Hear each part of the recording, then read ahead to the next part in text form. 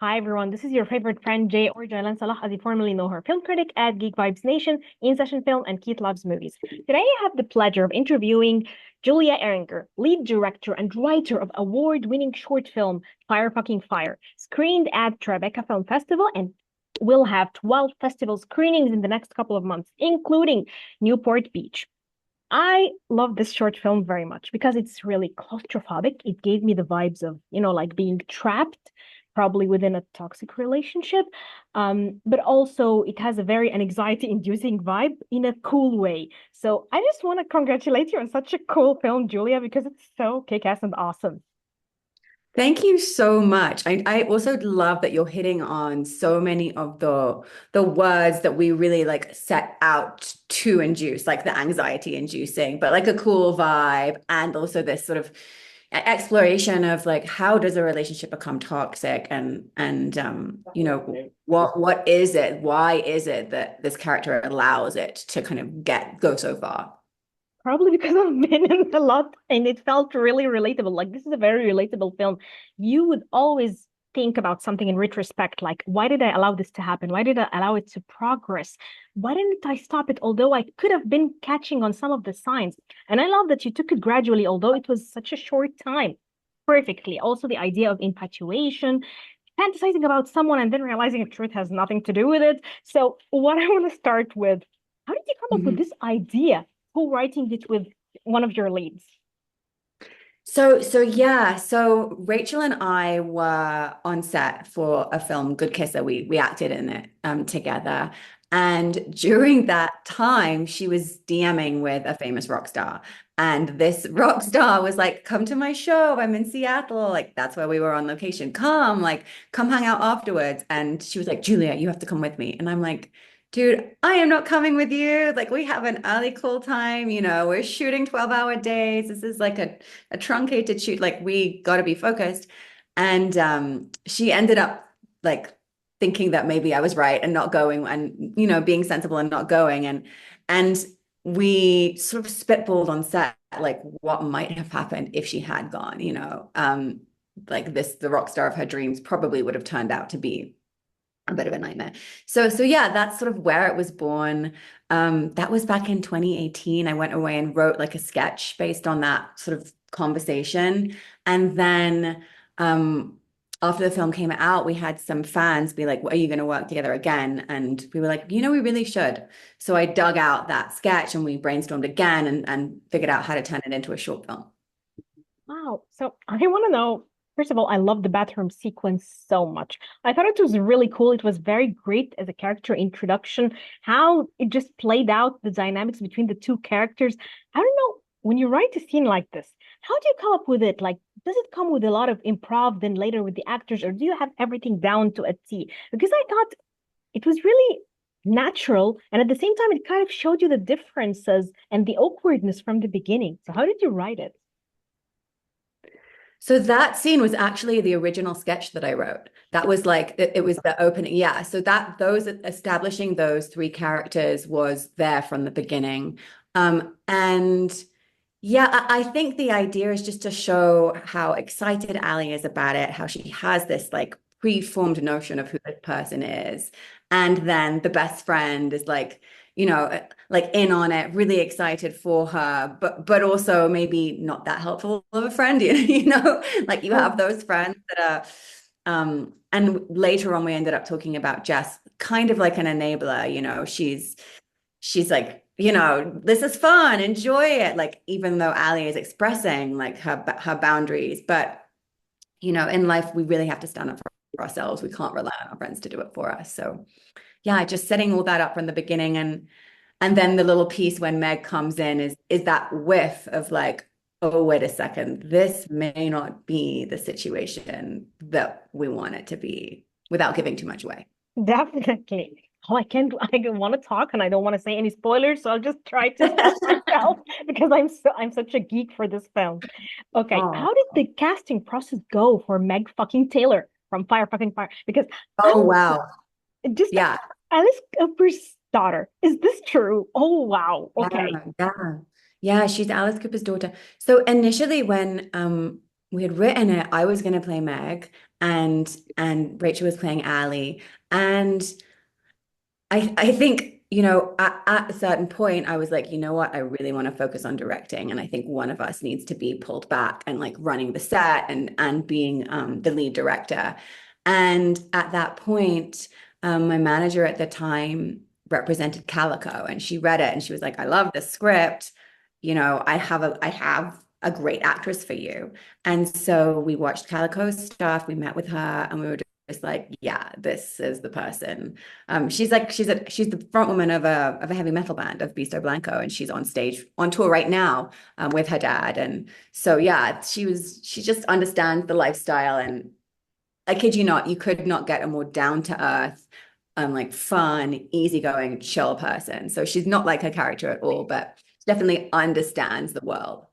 Definitely. Okay, so you mentioned you are an actress and you're a director. So you're in front of the camera and you're behind the camera. So which experience intrigues you more as an artist? Because it's all art, but there's something probably that calls on to me more. I want to know your experience because you've tried both. So I think for me, like acting is something that I always wanted to do when I was a little kid. It's what I'm trained in. I have a master's in acting. It feels quite like, it's more relaxing than directing is like all encompassing. It's like it requires like every single focus that you have because you have to have eyes on everything. I really love directing because I write as well, and seeing an idea through from the initial seed, a little initial spark of an idea, all the way through, and like making sure it's your vision that's on the screen is really, really satisfying for me. And like as an actor, you can't really ever get that. It's not your decision what take goes in, what shot it is. So for me, like really feeling, having that need to feel heard and having my stories told and I'm fully feeling understood, that's a very satisfying experience to me. So I think if I had to choose one to do for the rest of my life, I think it would probably be directing. Wow.